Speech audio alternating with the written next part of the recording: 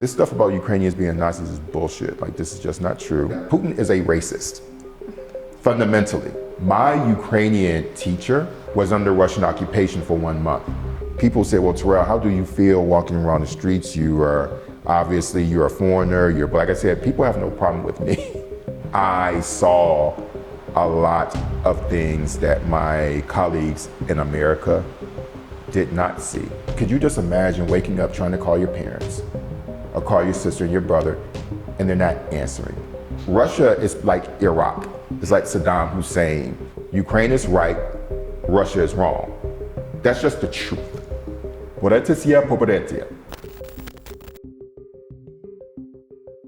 I am someone who loves Ukraine. I was here at the beginning of the war, and I've been living in Ukraine for the past 12 years. I first arrived in Ukraine in 2008, only to see if I would like Ukraine. So I was in Georgia in 2008, and that was when the Russians invaded that country. I was taking up Georgian language class, and I was finishing a requirement for my master's degrees. And so I said, okay, let me go to Kyiv and see if I like it. And I said, okay, this place is cool, so I will apply for a Fulbright. And I got the Fulbright grant, and I arrived in August of 2009. Everybody was in Moscow. Everybody had this mindset about looking at Ukraine and Central Asia through that lens. And I felt like I was beginning to do something special. And so I felt unique. And so when I was here covering the election, not covering the election, I was just watching the election between Viktor Yanukovych and Tymoshenko, and it was interesting listening to taxi drivers about the differences between these two people. And I was still getting my Russian together, and that was when everybody was focusing on Russian, and now there's this new renaissance of learning the Ukrainian language, which I'm a part of, but I'm a part of that now, but everybody was taking up Russian, and so sometimes I didn't think I understood what people were saying to me. But one thing I noticed about that election, it was close. And so the first thing I learned about Ukraine is, even though things weren't perfect here and that there were a lot of problems, even in the early days, 2008, 2009, elections were fairly competitive, which is different from Russia. So you automatically knew that there was a difference in these two countries, because in Russia, it's like Iraq. It's like Saddam Hussein. Like, there's no, or Kim Jong-un, you know who's going to win. Here you didn't. The first, the Orange Revolution, and then going into Maidan, I saw Ukraine's democracy growing and growing and growing. And being here going on 13 years, you just see this growth and this growth and this growth and this growth and this growth. And that's what I loved about it. But personally, I enjoyed a number of things. The first time I understood Ukraine from a race standpoint was when this old guy in Lviv walked up to me. I was with a group of Fulbright students and scholars, and it was about 20 of us or more. And we were going through the center, and he walked up to me. He walked past all these people and walked up to me. I was the only black person in the group, and he said, you know, how you doing? You like our city? I said, yeah. Do you speak Russian or Ukrainian? I said, Ukrainian. I mean, I'm Russian. And he said, do you want to know about the history of our country? And I'm like, who walks up to you and says, do you want to learn about the history of our country? Who does that? But this old man who looks like he's like 80 asked me this question. I said, sure. And he said, you know, these Russians want us to be their slaves, and they want us to be a colony of Moscow. And he just went on and on and on until one of the Ukrainian escorts walked up to the guy, was very polite, and then she took me away. But my question was, why did this guy walk up to me of all people? And I think because he felt that I would understand. I've had many experiences like that in Ukraine, and I think it's really important that you have people of color, diversity, because I honestly believe that we look at everything differently because of our experiences. And that made me want to learn more about why this old man was drawn to me. And it made me want to understand Ukraine even more. That has been the way in which I have done my journalism and my criticisms and my commentary about Ukraine when it deals with the Russia-Ukrainian relationship. I saw a lot of things that my colleagues in America did not see. So after I finished my Fulbright, I went back to the United States, stayed for a few years, and then the invasion of 2014 happened. Because a lot of people don't remember that this is the second invasion that happened now, but when this first one started, the first thing I saw were like all these weird people with the hammer and sickle and the like tanky kind of people talking about imperialism and Russia is fighting the great old, imperialist United States, all this other bullshit. And I'm like, these people's country were literally invaded. And I joined a group of people online. It was called Digital Maidan, that was fighting disinformation. And that was my first experience with disinformation towards Ukraine. This is the land of Nazis and all these other things, which was weird to me. Because the first thing I thought about I'm like, okay, in America, my number one job in America is writing about race and politics. That's what I do. I get paid to do that. And I know it very well. And I said, yeah, I did face racism in Ukraine, but here's the thing, I faced it in my own country. I could walk down the street in New York City and get killed by police without a problem. In the early days of Ukraine, all I had to do was pay straf to Ukrainian police and it was okay. They wouldn't shoot me. Straf, пожалуйста. So that was the game here. I didn't die, which I would take that to getting shot. So I'm telling you, I know all the ways in which you deal with it here. And so I said, okay, this stuff about Ukrainians being Nazis is bullshit. Like, this is just not true. So I just started kind of joining people fighting the disinformation. And I learned that a lot of these people who are pushing disinformation in Ukraine, they do it in my own country. So I really learned about that. And it gave me, but I just never thought that I would be learning about all these things through the perspective of being in Ukraine and understanding Ukraine. I am an independent journalist, and I am creating ways to diversify my income and money. So before the war, I was here to start a tourism company. Yes. So before I had on my vest and my helmet and ducking Russian missile strikes, I was in Western Ukraine creating a plan for what would 10 days in the Carpathians look like. I would spend a month in the Carpathian Mountains and I would go there and my Ukrainian friends would say, oh, I've never been there. You know more about Carpathians than I do. And people would say, well, where are you, Terrell? I said, I'm in Uzhhorod. I'm about 2 hours away from Mukachevo. They're like, where's that? And I'm in this tiny little village. And I would be wearing these robes that were made out of sheep's wool. And they say, where did you go? I said, I went to this tiny little village and I found it in this, old lady was like, try this on, you look good in it. So how people perceive me in Carpathians, I live in a town called Swaliava. I stay about 1 month there and I like to run. And so people see me, it's kind of like amazement because even for Ukrainians, it's kind of not isolated, but not a lot of people know about it. Greetings from the Carpathian Mountains. It's Terrell here. As y'all see, I'm back in my happy place here in Ukraine. Check out this view. You can't beat it. But I'm just reminding y'all, like I do all the time, take care of your bodies as often as you take care of your minds. Don't quit. Don't give up. Добрый день.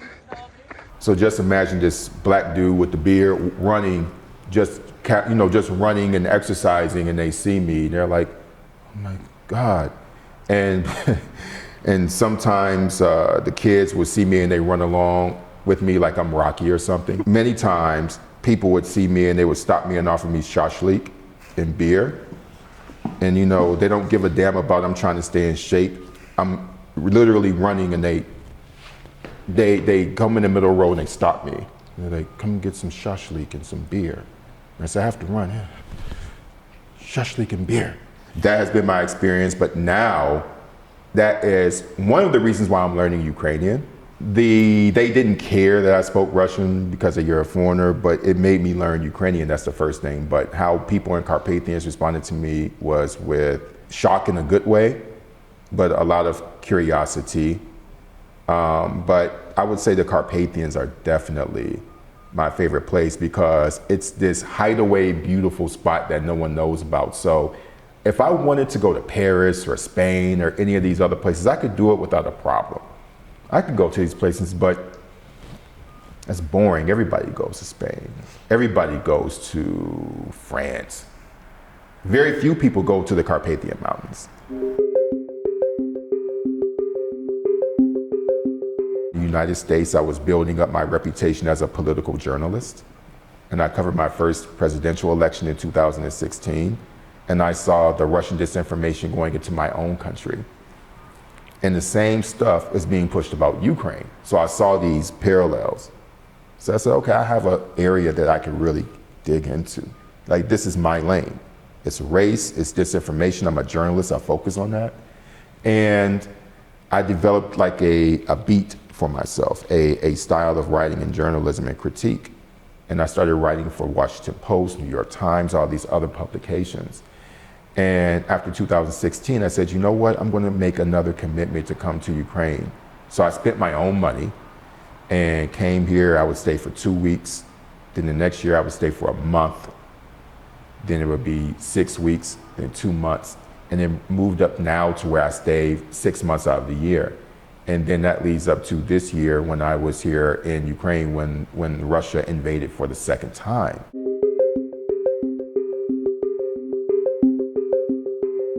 People here are like family to me. Like, I have real close relationships. I'm not talking about I see people on Facebook or Instagram. I know them. I spend holidays with people. And so that's the relationship. So when Russia invaded, I didn't want to leave, even though I could have. And I was here and I witnessed so many things. In those first weeks, I witnessed Russian missile strikes.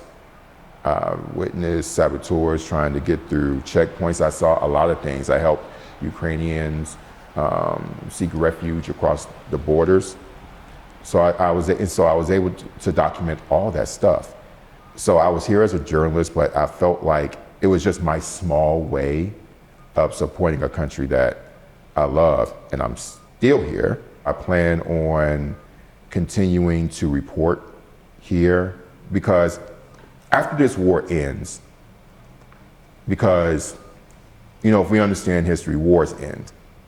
It will end. And I'm confident that Ukraine is going to win. And it was one of the reasons why I wasn't afraid to stay, because everyone in the West, many people were skeptical that Ukrainians will fight back. And that's another thing.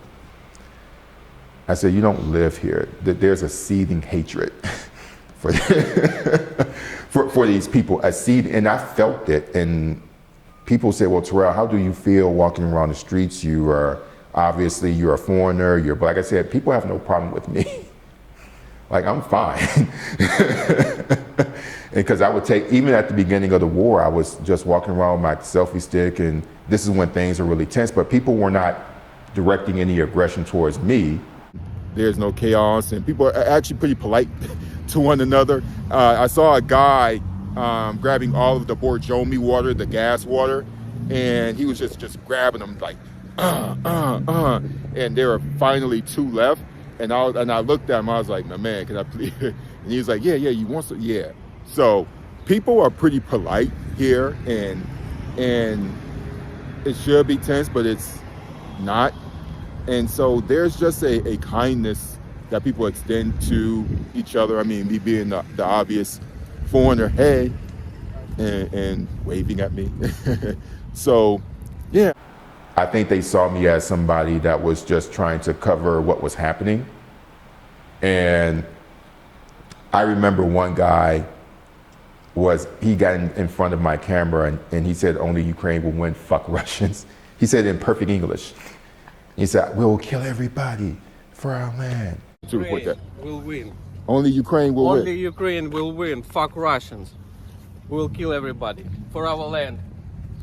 It's our land. Okay, guys, you see what people have to say about that. All right. Because I was doing like a on-demand coverage, and I didn't expect him, so I said, okay. And it went really viral, got millions of views. But I was confident walking around the streets because I said the Russians are not going to take Kyiv, like they're not going to do it because these people hate them. That for me was more than reporting. It was just something in my spirit was saying that I was going to be okay because these people are going to fight. And that's what keeps me here. And that's what's going to help me to continue to help inform the world about who Ukraine truly is, because I know that it's not anything that Russia and all these propagandists say that it is. I have done everything in my life to be what some people would say respectable. I have no criminal record. I go to school. I work for myself. No one gives me anything. I am here. I'm taking this Ukrainian lessons. I'm doing everything to be a global citizen. But if I walk down the street in my city in New York and some officer, for whatever reason, says, I felt something, I'm dead. I know this is not the same example at all, but it's one way that I can help people relate to what a Ukrainian deals with. And when you're dealing with Russia, it's not just Russians as people. You're dealing with the whole, what I call a Russian supremacist system. In America, we call something white supremacy. What Ukrainians are dealing with is a Russian supremacist system. And that's some wording that I've used. It's Russian supremacy. The Russian is at the top and Ukrainian is at the bottom. When you listen to Putin's speeches, he talks about Ukrainians like they're white trash. Thinking about the Crimean Tatars, Islamic terrorists, all these things. Like, Putin is a racist, fundamentally. When you listen to him talk about Ukrainians, it's like, if I heard him talk about my country not existing, and you keep hearing that all the time, and all the time, and all the time. During the beginning of the war, my friends decided that it would be safer if we lived together. So it was 4 guys. And one of them was territorial defense. And these people live in Kherson. That's where their families are from. And every day they're calling their families, seeing if they can get through. That's what I saw every day. It's simple. You wake up in the morning, you get your tea, and, you know, Igor is trying to call, and his mom is not picking up. Parents are not picking up. I saw this every day. So I tell people, if they want to understand, could you just imagine waking up trying to call your parents or call your sister and your brother, and they're not answering. And maybe a week later they'll pick up, but they can't talk long because Russians gave them their own SIM cards, the Russian SIM cards. And so they have to find some VPN maybe, or find some way to call you so that maybe their calls are not intercepted. That's the typical life of someone in Kyiv who's trying to find their family. Or you realize that, hey, my childhood friend was killed, just shot. My Ukrainian teacher was under Russian occupation for 1 month. She was telling me that one of her family members was just shot dead by a Russian soldier, just shot him in the head, killed him. So those are the stories that you hear. And the question is, for what? For what? And it's because they are Ukrainian. I listened to Putin's speech. Русские украинцы – это, по сути, один народ. Здесь это исторический факт. Украина, конечно, складывалась как искусственное государство. Таким серьезным гарантом украинской государственности, суверенитета и территориальной целостности могла бы быть только Россия, которая и создала сегодняшнюю Украину. He had a number of announcements leading up to this war. It's either, and that's another thing, it's different when you hear him communicate in Russian. In America, we get 30-second snippets, but it's different when you hear him speak for 13 minutes, 20 minutes. And the way that Putin talks about Ukrainians is how the most disgusting racists talk about black people. So I felt it that way because I know how it feels I know how hate feels. I'm not the person that Putin was targeting. I felt it because his hatred was so bad. And for Ukrainians to not want anything to do with Russia, I understand. It's easy for someone who is not touched by oppression to think that returning that hatred is not a good thing. Your parents are not being killed. Your families are not being assaulted sexually. You don't have to wake up in the morning and wonder, how am I going to cook food? Where am I going to use the bathroom because the infrastructure where I live is destroyed? I've been living here for going on 13 years. The attitudes that Ukrainians have towards Russia now did not exist when I first got here. When I first got here, there are a lot of people who are deep into Russian language. There are people who had no interest in joining NATO. I witnessed from 2009 into 2022 this change. Russia did that. Had nothing to do with Ukrainians. Even younger people were not so sure about NATO, and the younger people are supposed to be the ones that are supposed to be progressive, but even younger people that I know I'm not sure. And so I think that this hatred, when I talk about it, is natural and it's a response to the actions of Putin, not because who Russians are. And I think that if we are journalists, if we are analysts, we need to step outside of our own privilege to take in these feelings. And so when people ask me why would I, to describe this in a way that doesn't make Ukrainians have this anti-Ukrainian sentiment, I would say Ukrainians are fully justified for how they feel, because I, in my own experience, can relate to people who try to oppress me. And if we want to solve that problem, it's the oppressor's responsibility to change their behavior. You should not blame the victim for emotionally reacting to someone treating them like trash.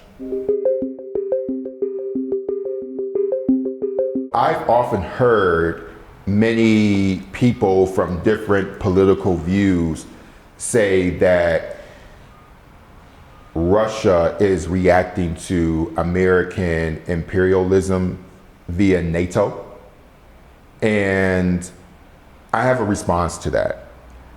First, I would say that America and Russia are both imperialist states and institutions.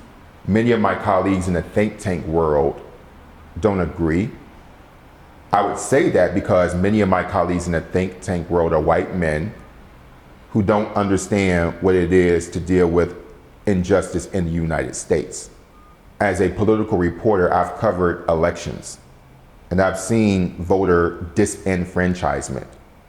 I've seen people whose rights were stripped from them. There were people in America who are currently alive who in their younger days had to pay to vote. That exists.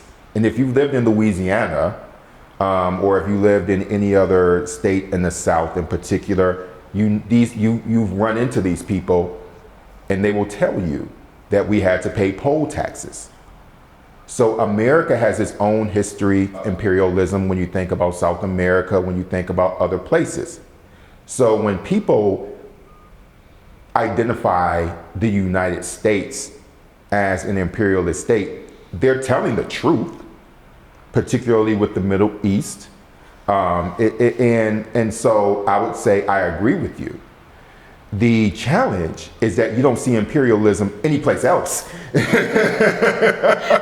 Okay, so that's the issue. So we don't disagree about your analysis about American imperialism, but let's just start with Russia. First of all, if I had a map in front of us, I could clearly tell you that the way that Russia is created is not indigenous Russian land. Just as America stole land from indigenous communities, so has Russia. Do you think those people who have the Asiatic features are indigenous Russian people? No. How do you think these people became Russians? That's not their ethnicity. They have been colonialized. They were butchered, they were killed, they were murdered. They make up a lion's share, percentage-wise, of the people who are being sent to Ukraine as cannon fodder. And so when you think about the way that Siberia is carved up, that is not indigenous land to Russia. If Russia was true to its indigenous, makeup, Russia arguably would be half its size or less. Okay, so that's one thing. And then two, let's look at the Russian Empire. Those countries were not there because they willfully wanted to join the Russian Empire. They joined by gunpoint. The Soviet Union, gunpoint. None of these people wanted to be in the Soviet Union. Ukraine especially did not. A lot of people don't know in the history of Ukraine, there have been, there were guerrilla fighting against the state for decades. Same thing across other countries. The Soviet Union, in my view, and in my language, is a Russian supremacist empire. Why do you think people in these regions speak Russian? Why do you think much of Africa in the West is speaking French? That's not their language. Francophile countries colonized them. Russia is no different. And if you don't understand this, and these are clearly established facts, then you're being intellectually dishonest. That's just a fact. I don't care what people's politics are. I do care about facts. And if you care about imperialism, I would spend less time thinking about NATO and think more about why so many Eastern Europeans want to join. If there was no NATO, much of Eastern Europe, Bulgaria, Romania, the Baltic states would be in the same situation that Ukraine is in. I think another issue too is with people who look at NATO and the United States support of Ukraine through this lens of imperialism. So often we look at America attacking countries that are made up of people of color. So you think about people in the Middle East, Arabs, Persians. You think about the case of Afghanistan, for example, which Russia also attempted to colonize and failed along with the United States. You think about South America. These are people of color. One of the fundamental problems with how we analyze colonialism in this region is that, and this is just my, I'm thinking through this, but I believe this is true. I think that it's difficult for people to see, for people in the West to see citizens of white skin as being oppressed. I think people don't have the same compassion for Ukrainians, Bulgarians, Estonians, because in our lens, they're white. But in the context of Russian imperialism and Russian supremacy, they don't fit the context of white because they're not Russian. In this region, to be Russian is to be white. If you don't have that analysis, you're not going to understand what's going on here, because they look like all white people to you. And we've spent so much time thinking about oppression directed to people of color that we have not considered the Ukrainian via language, via statehood, being who they are, right? That is another form of, in my view, of racism.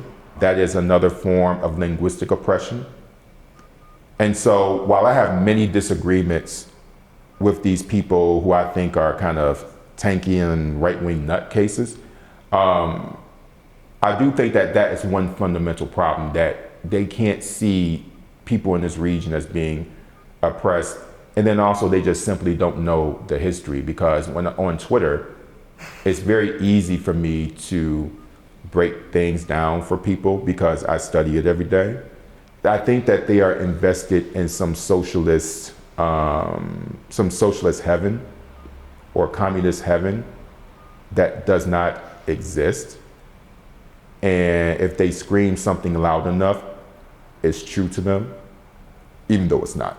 So my recommendations for journalists who are coming to Ukraine to cover this war, it's pretty simple. I challenge them, and I challenge myself as well, to decolonize my analysis. That means if you're in Ukraine, you should conduct your journalism in a way that centers Ukraine, and it should focus on Ukraine. Seek out Ukrainian scholars, Ukrainian experts, Ukrainian historians. I don't believe in both sides. I honestly believe in many instances there's somebody who's just completely right or mostly right, and somebody who's mostly wrong. And we cannot be afraid to say that. Both sides is a perspective of privilege. And in my life, I don't have the privileges of giving my oppressor the benefit of the doubt. As journalists coming to Ukraine, it is not our right to give the oppressor the benefit of the doubt. This war is illegal. These annexations are illegal. They're wrong. They're committing war crimes. And these soldiers are coming here, are killers. They're committing sexual assaults, rapes. That's what's happening. Ukraine is right. Russia is wrong. That's just the truth. There's a saying in Black American culture, and we like to say, we know white people better than they know themselves. I think Ukrainians know Russians better than they know themselves.